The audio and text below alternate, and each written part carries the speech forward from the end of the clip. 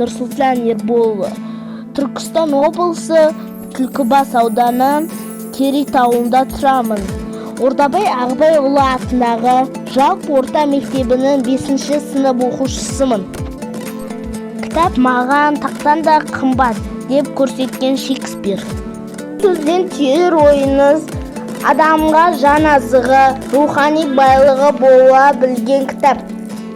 Сол себепті оның орны тақтан да жоғары.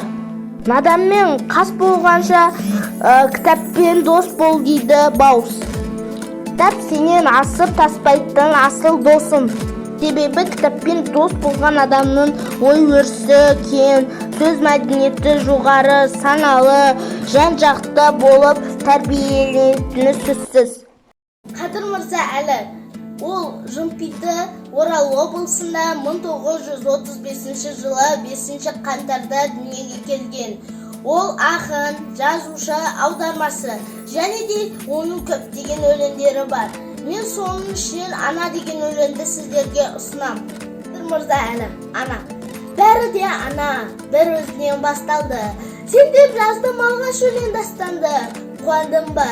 Өзім бар деп қуандым. Жыладым ба? Өзім жоқ деп жастанды. Бәрі де ана, бір өзінен басталды. Жанарынан көрдім алғаш аспанды. Еркелесем бір өзіне еркелеп, жасқандым ба? Тек өзіне жасқандым. Алғашқыдан ол да сендік істеді. Ақ сүт берген қашанда үміт күтеді. Отанымның өзі сенен басталып, жауларыма жеткен жерде бітеді. Келесі сіздерге оқып беретінім Ахмет Байтұрсынұлының Егіннің бастары деген мысалы. Егіннің бастары.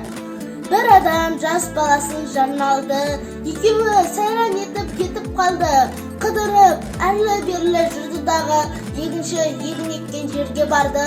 Аралап, әлемді қарап жүрді. Кез еді пісіп болған егін түрлі. Бастары дәнге толған төмен салып, бидайлар бейне тақсым етіп тұрды.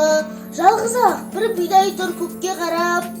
Бір жалғыз өзін көпке балап. Баланың сол бидайға көзі түсіп, білмекке кетті көңіл жөнін сұрап.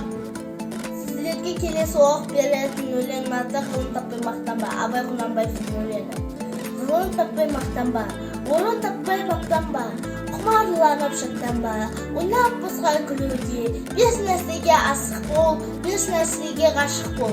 Адам болам десеңіз, тілеуін өмірінің алдында, олға қайғы жесеңіз. Өсек өтірік мақтаншақ, емшек бекер мал шашпақ. Бес тұспанын білсеңіз, талап еңбек терең ой, қанағат рахым ойлап қой. Бес асыл іс көнсеңіз.